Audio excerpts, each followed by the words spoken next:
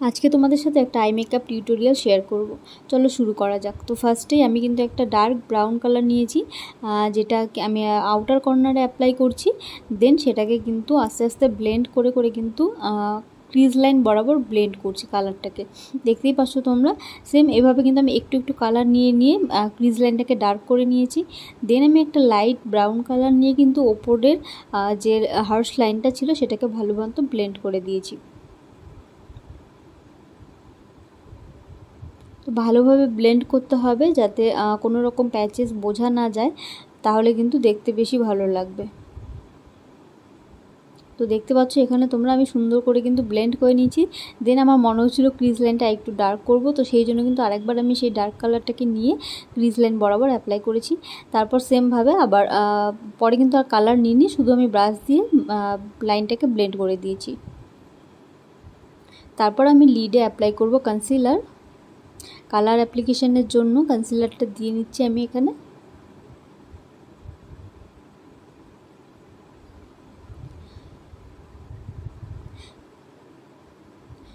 দেন আমার concealer apply হয়ে গেলে আমি দেখো ব্রাশের যে পেছন সাইডটা আছে সেটা দিয়ে কিন্তু আমি যে লাইনটা আছে কনসিলারের সেই লাইনটাকে কালারের সাথে ব্লেন্ড করে দিচ্ছি।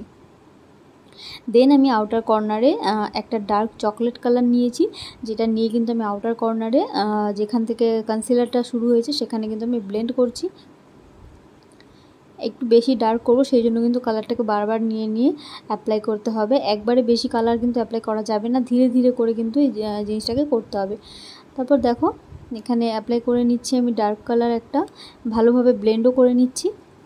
দেন আমি লিডে অ্যাপ্লাই করছি একটা peach colour matte eyeshadow colour use করছি। পুরো কনসিলারটা যেখানে আমি ইউজ করেছিলাম লিডের পুরো লিডটাতে কিন্তু আমি সেই পিচ কালারটাকে অ্যাপ্লাই করছি। ভালো মতো ব্লেন্ড করতে হবে।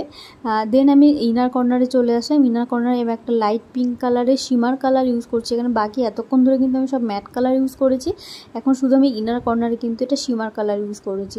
দেন যে দুটো কালারের মিডল পোর্শনটা আছে সেটাকে ভালো করে ব্লেন্ড করে দিতে হবে যাতে বোঝা না যায়।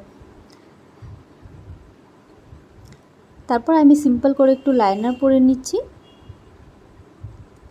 এই আই মেকআপটা কিন্তু তোমরা ব্রাইডালে ইউজ করতে পারবে, ব্রাইড বা রিসেপশন ব্রাইড বা ওয়েডিং ব্রাইডে ইউজ করতে পারবে, বা যে কোনো পার্টি মেকআপে অনেকে যখন হেভি মেকআপ করে সেক্ষেত্রেও ইউজ করতে পারবে।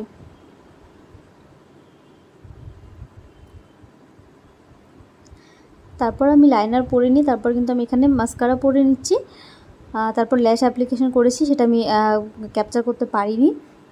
তো এই যে ছিল আমার আই মেকআপটা। তোমাদের এই আই মেকআপ টিউটোরিয়ালটা কেমন লাগলো আমাকে অবশ্যই জানিও, আর ভালো লাগলো অবশ্যই তোমরা এটা ট্রাই করো, যারা যারা বিগিনার্স আছো, যারা শিখছো, আর কেমন লাগলো অবশ্যই কিন্তু জানিও।